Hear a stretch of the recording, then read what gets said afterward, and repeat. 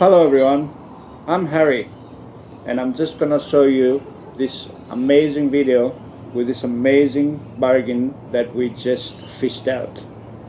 Remember, we've been looking for about 4-5 months. There's 3 of us to start off with, and we're looking for probably about 27-28 foot. We spent about $60,000 to $70,000, and then we looked at the bigger sizes, the 37 footers with the extra space that they offer. You can't believe what difference it makes, an extra 10 foot. Unbelievable. Anyway, 37 footers can get edition one for under $100,000, and some of them they were 150, even more. So we kept looking and looking and looking, and then we found this one here. But it was about 2 days away from Sydney that we made the effort, and we went there just to make sure that we get a good catch, and we did. Have a look. After a long search, we ended up near Northampton, where an offer was made on a boat that was 37 foot with 2 brand new engines, and basically they accepted a price of $72,000 that we offered them, which was easily $30,000 below its market value. So we ended up at this beautiful marina near Northampton, which is a great marina compared to a lot of the marinas in Sydney, that they are very bouncy. This one here was very quiet, and it did have a huge wall for the waves from the outside. The feature of the place was this amazing mountain, this rock, this basalt rock. But we were here for another reason, and that was to look at this beautiful boat. Actually, the name of the boat is Boat, as you can see here in the video. Now this boat here, it's a 37 footer, it's a Sunrunner. It's a 2002 model. They are made in Australia, Australian made boats, very good quality, and very nice design. Actually, the interior and the exterior is probably one of the best ones I've seen in the 37 foot market. Now, as you can see on your videos here, the boat will probably just need a good buff, a good polish, and she will come up very nice. Now at the back we have a teak floor, which is in fairly good condition. There's a couple of little strips missing, but that's nothing compared to the others we've seen. This boat has a bow rail at the back, and also you can see some bases for a Zodiac. That rail at the back is very handy because that could be used for a barbecue, could be used for an outboard, and also for fishing rods. And here on the left you can actually see the position where we put 2 fenders. As far as space is concerned, on the outside of the boat there is a lot of accommodation. You can almost sit 10 people around there. So it's got 2 separate lounges. The first one is mostly the dining one, where you can easily sit 6 people. It was 4 of us there having lunch with the owners, and it had plenty of room for more. The front lounge is just next to the captain's seat there. You can see the position of it, but also you can see that you can sit easily another 3 people there, maybe more. Here you can see the teak floor right through. It doesn't have carpet like the other boats had, and it has this quite expensive, because if you need to replace that, it will cost a lot of money. So it's teak right through, and it's in very good condition. And then we enter the inside. As you're going inside the cabin, you notice the space compared to the other 28 foot boats that we're looking at to buy for about $60,000, $65,000. This is double the size. So you can see the leather lounge on the one side with a dining table, and then further forward you can see the V berth. I slept on that, it was very nice. A couple can sleep on that easily.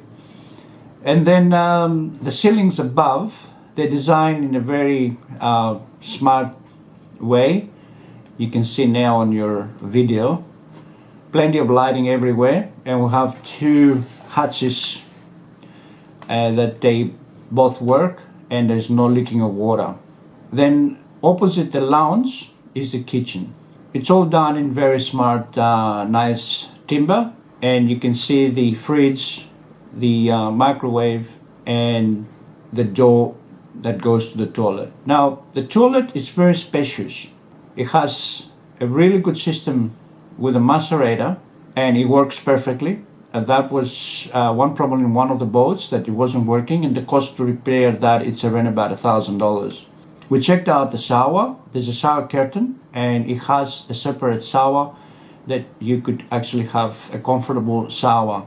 Now, with the hot water system, it's very, very hot, and it works with the generator and also with 240 volt from the marine power. This video is taken from the V-berth. You can now see again the kitchen on the left. You can see the lounge, the cupboards, and the door with the curtain that takes you to the aft cabin. Plenty of space between the kitchen and the dining for serving your friends and family.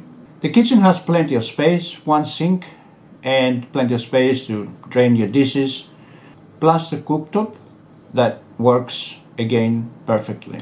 The fridge is at 240 and 12 volts, which is a good thing.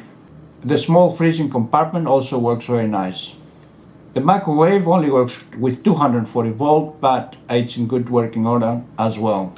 And then you have the television position, plus some more cupboard space on your right. Now, this is one of the air conditioned outlets. The air condition was really, really cold. Very, very nice. And also we checked it for heat, and that was also working very well. There's another outlet here on the floor, and there's an extra outlet also in the aft cabin. Now, the dining table is adjustable. You don't have to remove it like a lot of other boats. You just unscrew this one here basically, and you can adjust it to any height you want, or you can bring it down all the way, and then you can create another bed for another two people, which can be handy if you have more than 4 people staying on the boat. Now, going to the aft cabin, I was surprised to see that it has its own vanity unit. And now that thing that you see over there, it's not actually a toilet. I thought, why don't they put a toilet? But underneath that lounge, there is actually all the systems there, all the controls for all the power, for the batteries and everything. And then further to the left, there's plenty of room there with 2 singles. Now, that can be converted with a mattress, and can be done into a double as well. But that's something that we have to decide if we want to do that or just leave it like that. The ceiling above, it's low like in a lot of these boats, but on this one here it wasn't too bad. It was actually quite good. You didn't feel claustrophobic in that space. Plenty of lighting all around. And you can see here now from the beds, you can see the extra seat there, plus you can see the vanity unit with more storage space. Now, above the head, there is a bulkhead higher than the other ceiling, and it has some lights as well. Those lights didn't work, or unless I couldn't find the switch, so that needs to be checked. And here it is again. I suppose this could be used for the ladies that they want to have their makeup done, with a nice big mirror here with a nice timber frame to match the rest of the boat. Now, going outside again, the clears on that boat were done about 3 years ago. Now, to make those clears, to close the whole boat, we did open the back of it so we can get a better feeling, but it has clears all the way around, all the way to the back. And those clears will cost about $5,000 to make today, so that's a good bonus for us, and they have plenty of life. Now, this truck here, it actually helps you to take out the clears and basically tie them together onto the frame, and you can have a nice big open space for the summer. On the right to the dining and lounge at the back of the boat, there's this setup here, which basically is a nice barbecue, which is electric, 240 volt, and it has a sink with a tap, and also it has another fridge compartment. So we checked it all out. The beers were all nice and cold, and there's plenty of space there for a lot of your drinks and other things. The tap has a lot of pressure and works very nicely. That tap, it was actually in very good condition. Some others, they might need changing. We'll talk about that later. Now, space. There's a lot of storage space on this boat. First of all, at the back, this particular compartment here, it could be used for anything that has to do with the boat, with ropes, with fenders, with all sorts of stuff like this. Perhaps the garden hose and all these items that we need at the back of the boat. And further to the right, underneath the barbecue, there is also all beautiful space there as well. These ones here, they actually are fishing rod holders.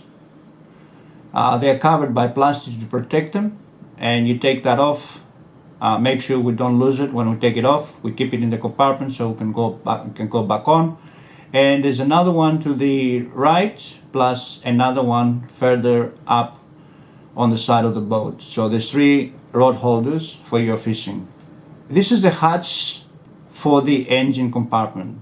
It has a hydraulic lifter system, and it's effortless to close and open.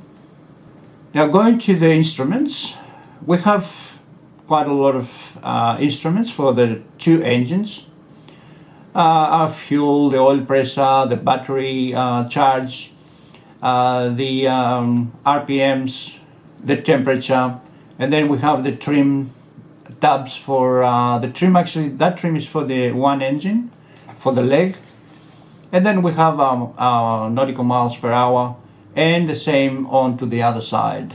Water temperature, trim tab, the leg trim, RPMs for the starboard engine, and then we have our oil pressure and fuel. That fuel gauge actually doesn't work. We need to have a look at that, but it shouldn't be a big drama. And these are all the switches for the electrical, for the 12 volt system. And these are the actual switches for the trim tabs, which are very, very important, and they are working perfectly. There's some more instruments in here, including a nice Garmin GPS and plotter. It has a lot of other information in there, including fuel consumption and other things. And this is the main switchboard that is inside. Everything works from here. Now we'll have a look at some of the bad points of the boat that they will probably need attention. And first ones are the actual bases for the lights up on the berth. You can see they're just a little bit rusty. The salt water did a very good job here. These 2 hatches, they do have a little bit of grays on the perspex. Nothing major like we've seen on other boats that you cannot even see outside. In one of these cupboards here, the actual knob doesn't work. We need to replace that one, or maybe take it out and try to fix it. Another issue that I could see is the actual line on the boat here, that it's broken in some places. Now, I have done this myself before. We just buy the strips. They could be quite expensive because they have to be special, marine grade, and we can put them up ourselves. I've done it before. It's quite easy. You just do a little section at a time, and we can do it easily. Another issue was the actual door. This door here has an issue. It wasn't actually closing all the way out, or it would close, but it was very hard to open. So I could probably get one of my carpenters to have a look at it and get it sorted out. I don't think it's a major issue. It can be fixed quite easily. Now going back to the inside, we can see here some of the door handles. They have faded. They have lost their sign, and again it's up to us later on to change them to something that is better. And the same applies with most of the tabs, except for the outside ones. You can see that the silver sign is gone from this one here, and the same in the toilet and also in the vanity unit And in the toilet we have also the soap holder that needs changing. Now the television is at 12 volt and 240 volt, and it does have a problem. You can see here the screen is gone. Again, another victim of the salt. Those things, they're not expensive. We could probably just grab a nice one for about $150, but that has to go on the list of the things that we need to buy. Here we have a bit of cracked plastic based on the Garmin GPS. We can live with it or we can change it. But hey, let's get the baby started. Remember, those are brand new engines with 10 hours. And the other one, plenty of water coming out. Wow, it sounds like a dream. And this is our generator. Now this is a Honda generator. It's an air-cooled generator. It's been installed to power all the 240 appliances on the boat. It's brand new, and it's 3 kVA, which is plenty for what we need on the boat. We'll roll out 9 minutes the 90s very soon. In the meantime, now it's time to take this baby out on the water. Let's get the music going. Here with the entertainment, we have 2 speakers on the berth, and there's also 2 speakers on the outside on the spoiler. These weren't as loud as the ones inside. I don't know if it was a matter of balance, but again, it could be something to do with the salt water. Again, we might need to change those ones, but now just leave us alone. We're gonna have some fun.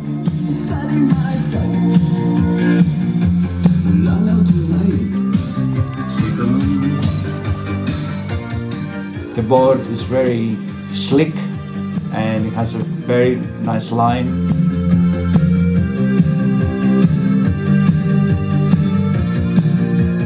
Yep, you guessed it right. No shoes on the boat allowed. That tick, it's a little bit sensitive, so we don't want people with shoes on the boat. And we are leaving the marina now. And you see the name of a boat, it's called the boat. And ready to head down to the open sea. Come on, give it to it.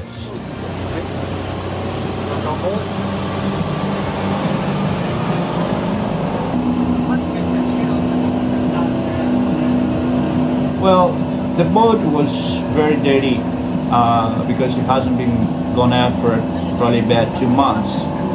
And I was surprised to see the power of these 2 engines, that they just got the boat into plane within seconds, even it was so dirty underneath.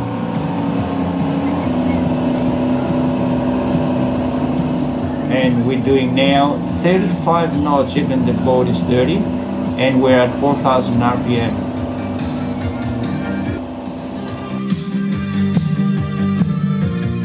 But now, let us relax, enjoy the beautiful sunset, and of course the local delicacies. No, we didn't catch it. We just bought it from the local shops there. Beautiful fresh local prawns and crab. Look at the size of this. And I tell you what, it was incredible. The taste of it, the size, and so cheap. We're paying $150 a kilo here in Sydney, and this one here only cost us $50 a kilo. We had a feast. This is the lifestyle we want. Come on, get on board.